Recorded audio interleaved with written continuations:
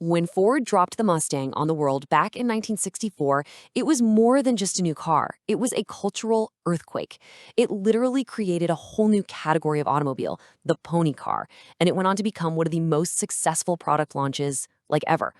Ford didn't just have a hit, they had a full-blown phenomenon. So let's really dig into this because it's such a great story about success and about being scared of that success. The car was selling like you wouldn't believe, shattering all the records. But just a few years in, the guy who made it happen, Lee Iacocca, was totally nervous about changing a thing. Now that sounds nuts, right? The first rule of business is you don't mess with a winning formula. But Ford had a plan, and that plan was exactly what was keeping Iacocca up at night. So what was the big deal? Well, it all came down to one word: power. By 1967, the muscle car wars were really heating up, and Ford wanted to play with the big boys. And that meant one thing: figuring out how to cram their gigantic, super powerful big block V8 engines into the Mustang's pretty small frame. Iacocca actually argued against it, but hey, he didn't own the company, so the redesign pushed forward. Okay, for any of this to make sense, you gotta understand what a big block really is. We're not just talking a little more horsepower here. These engines were physically massive. Remember, the original Mustang was built on the skeleton of a Ford Falcon, a compact car. It was never, ever designed to hold an engine this huge. So to make the big block fit, the car itself had to get bigger. And that's what terrified Iacocca. If you make the Mustang bigger, is it even a Mustang anymore? Well, despite those risks, the redesign for the 1967 model year went full steam ahead. This was the first major facelift in the car's short, spectacular history. The mission was clear: give the Mustang a more muscular look to match the new muscle they were putting under the hood. Let's start with what you see on the outside. Now, the design team didn't just stretch the car, they really sculpted it. The whole new look was way more aggressive, more substantial. It had this presence that the original, as cool as it was, just didn't have. And what's so cool here is how all these little changes work together. That longer hood, yeah, it was necessary for the bigger engine, but it also gave the car this incredible, powerful profile. The deeper grille looked like it was about to just swallow the road whole, and those famous side scoops got way more dramatic. Then you go to the back, and it has this new concave panel with the triple taillights, just a killer, unforgettable look. The car got bigger, sure, but it did it with style. But the changes were not just skin deep. No way. The entire interior got a complete makeover too. If the outside was all about showing off its power, the inside was all about upgrading the driver's experience, making it feel more, I don't know, refined, even a bit luxurious.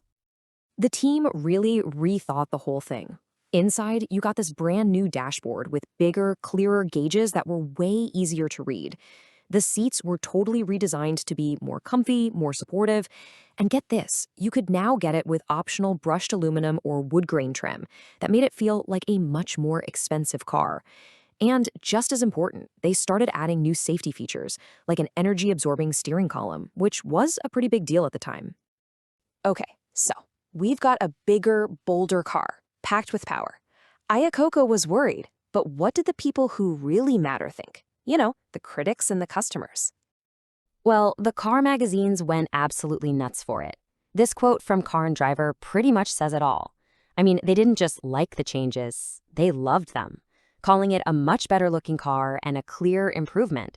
Wow, the verdict from the critics was in. The redesign was a grand slam. And the public? They completely agreed, and they voted with their wallets.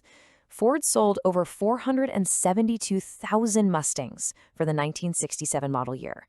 Just a massive, massive number. It really seemed like Iacocca's fears were totally wrong. The redesign was a smash hit, critically and commercially. But yeah, that's not quite the whole story. The 1968 model that came next was basically the same car, just a few small tweaks here and there. So based on the huge success of 67, you would expect sales to stay strong, right?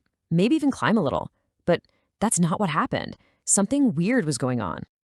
And this chart just lays it all out. You have to look at the numbers in context.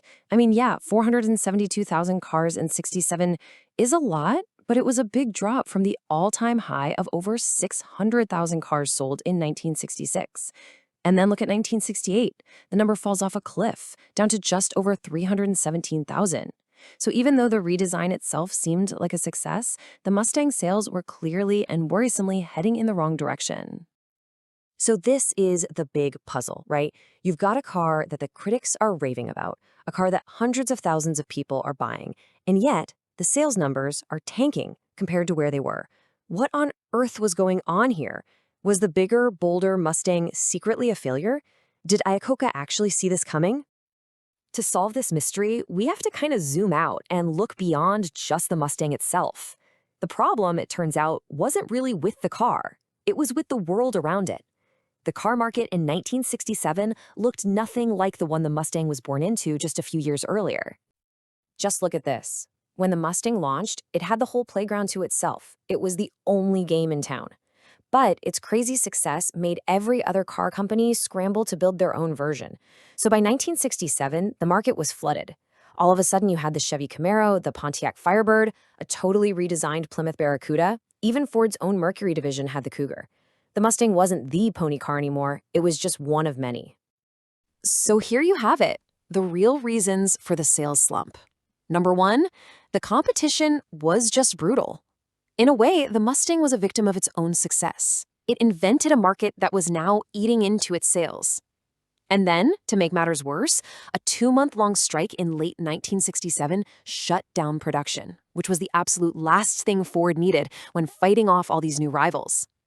So, in the end, Iacocca was right to be worried, but not for the reasons he thought. The public didn't hate the bigger Mustang. They actually loved it. That redesign was exactly what Ford needed to compete in this new muscle car war. The problem was simply that now there was a war to fight in the first place. And all this leaves us with a pretty fascinating question, one that goes way beyond just cars. The Mustang story is a classic business lesson. It shows that being the first isn't enough. When you create something truly new, you basically invent your own competition. So the real challenge isn't just coming up with a great idea, it's figuring out how to defend it once everyone else catches on.